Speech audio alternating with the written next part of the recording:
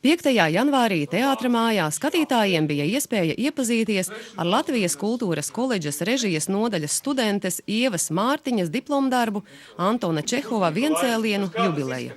Topošā režisore ar aktieriem strādāja Rīgā, taču šo izrādi varētu uzskatīt arī par mūsu teātra devumu, jo 3 no 5 uz skatuves redzamajiem aktieriem ir limbažnieki. Lauris Mucenieks un Agnese Dzene savus pirmos soļus teātra mākslā spēruši skolēnu teātrī Kriksis, savukārt ar lielāku pieredzi šajā pulkā ir Ausekļa teātra aktieris Imants Kairišs. Man pavērās iespēja sadarboties ar Limbažu teātri.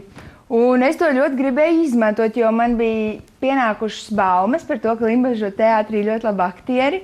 Un tādēļ es arī izvēlējos un pieņēmu šo izvēli, un tādēļ es arī sastrādājos ar Limbažu aktieriem, par ko es esmu ļoti priecīga. Sākumā bija ļoti grūti, mums bija problēmas izveidot arī komandu, jo nebija uzticēšanās sākumā. Mēs bijām 6 cilvēki, tas bija ļoti normāli.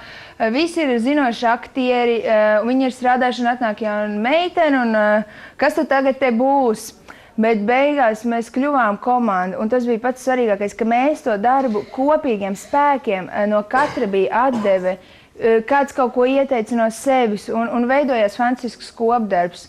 Režisore un aktieri Čehova Viencēliena varoņiem lika darboties kādā no šodienas Latvijas komercbankām, padarot dramaturģisko materiālu daudz pieejamāku un saprotamāku.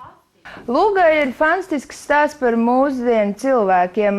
Tur ir viss tā, kā ir šodien. Čehovs vispār ir visu dzīvi, viņu var spēlēt visos laikos, visos gadsimtos, un mēs viņu pārlikām uz šodien komercbanku, jo tas tomēr ir mums arī kā jauniešiem. Tā kā vieglāk to saprast un uztvert caur mūsdienu prizmu un caur mūsdienu skatu punktiem. Šī mēģināšana izlikties labākam nekā ir kaut ko gaidot. Viņi nav patiesi, un tad beigās parādās tas, ka tomēr vislabākais veids, kā iet savu mērķi, ir ar patiesību, mīlestību un tādu cerību. Un tas arī šajā darbā bija, jo visi tēli beigās saprata savu kļūdu. Nelielo darbu jaunie aktieri nospēlēja ar lielu aizrautību un guva skatītāju atbalstu. Jaunās režisores Ievas Mārtiņas diplomdarbu kultūras koledžas režijas pedagoģe Edīte Neimane un docents Aigars Balulis novērtēja kā labu un ieteica turpināt pie tā strādāt. Noteikti rādīsim šo izrādi vēl. Skatīsimies, mēģināsim Rīgā, Limbažos. Es domāju, ka ir vērts strādāt pie šī darba. Un vēl ir jāpieliek vēl viena daļa klāt, lai izrāde nav tik īsa. Arī Ausekļa Limbažu teātra režisora Inta Kalniņa sveica jauno kolēģi un aktierus ar pirmizrādi un izteica gatavību uzņemt šo izrādi mūsu teātra repertuārā. Savukārt Ieva Mārtiņa bija gandarīta par sadarbību ar mūsu aktieriem un teātra mājas darbiniekiem.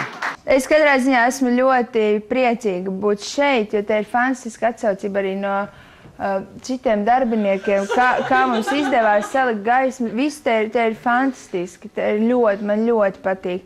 Man ir ļoti tiešām liels gandrīz un prieks, ka man ir bijusi šāda pieredze sastrādāties ar šiem cilvēkiem, kas ir daudz man arī iemācījuši, jo viņi taču nav pirmo reizi. Un tā kā es ceru, ka mēs esam guvuši šo apmaiņu. Jau šo piektdienu un sestdienu teātra mājā notiks Ausekļa Limbažu teātra pirmizrāde Didža Jonova iestudētajai Jekaterinas Narši Lugai Koka ēna. Lomās redzēsim pašu režisoru, kā arī aktierus Uģi Zviedri un Jāni Roļskiju.